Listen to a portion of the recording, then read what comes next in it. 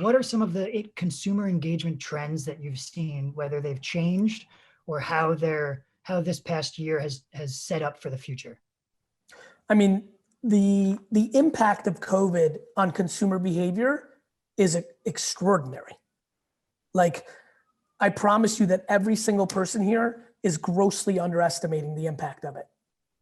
And it's not as simple as like, we're not in the office or live event. Like, by show of hands, and I'll try to go fast on the 22 screens here. By show of hands, how many people here have bought something on the internet as a consumer good, like a toothpaste, a deodorant, shampoo, food, that they had never bought before pre-COVID because they were buying, hold up your, I mean, do you understand how big of a deal that is? Every hand going up?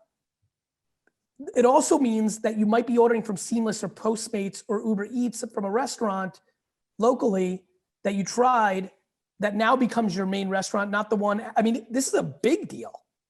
Like, I'm no longer gonna fly to Madrid and give a keynote and then leave right away. I'm gonna actually enjoy Madrid for 2 days because I'm gonna work from Zoom back in New York during the day, but like this is big, right? And I think anybody who doesn't realize that is because they're worried that it's gonna hurt their business and they just want it to go back to 2019, but they're not paying attention to the human being. This is gonna affect companies. I mean, there's some big companies, Google down, that have over 50% of their employees telling them they don't wanna ever come back to the office ever. And then there's a bunch of people in here that wanna punch their kids in the mouth and can't wait to get back to the office.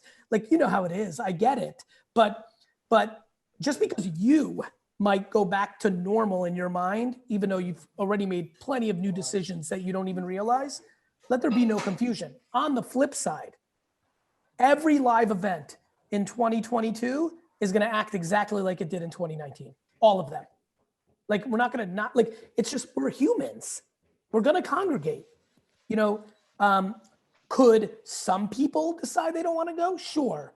I would argue there's a lot of people that realized how much they love sporting events and concerts during this time and may double up in 2022 and 2023. So those are some of the themes that are running through my head.